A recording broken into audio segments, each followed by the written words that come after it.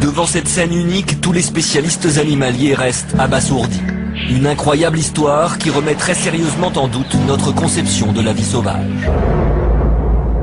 Monter la garde à l'affût du moindre ennemi. Le danger est toujours présent, les prédateurs les guettent, attendant patiemment le moment opportun, le moment fatidique.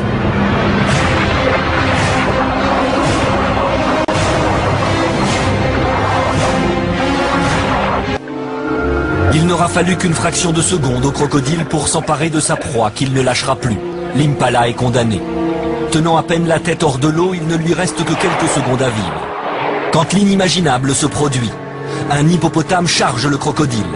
L'impala est délivré d'un sort funeste, et pour une fois c'est le crocodile qui a pris la fuite, forcé d'abandonner sa proie. Face à un comportement assez surprenant, assez extraordinaire, où l'hippopotame porte secours à un animal avec lequel normalement il n'a pas vraiment de relation. C'est très rare. Un justicier totalement inattendu qui vole au secours d'une victime qui lui est complètement étrangère. Mais le plus époustouflant reste à venir, car cette incroyable opération de sauvetage ne s'arrête pas là. L'hippopotame reste près du blessé comme on reste au chevet d'un malade. Comme un dernier recours pour sauver une victime à l'agonie, l'hippopotame plonge la tête de l'impala dans sa gueule grande ouverte. Et la suite se passe de commentaires.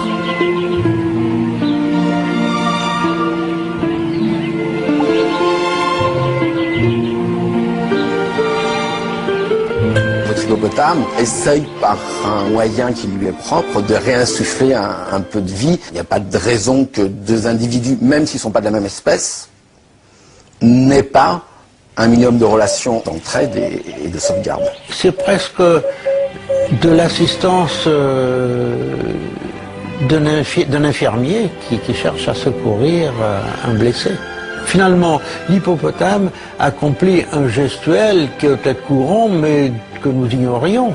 Compassion, instinct maternel, cet hippopotame a exécuté une mission de secours hors du commun à l'origine de la scène de vie sauvage la plus spectaculaire jamais filmée.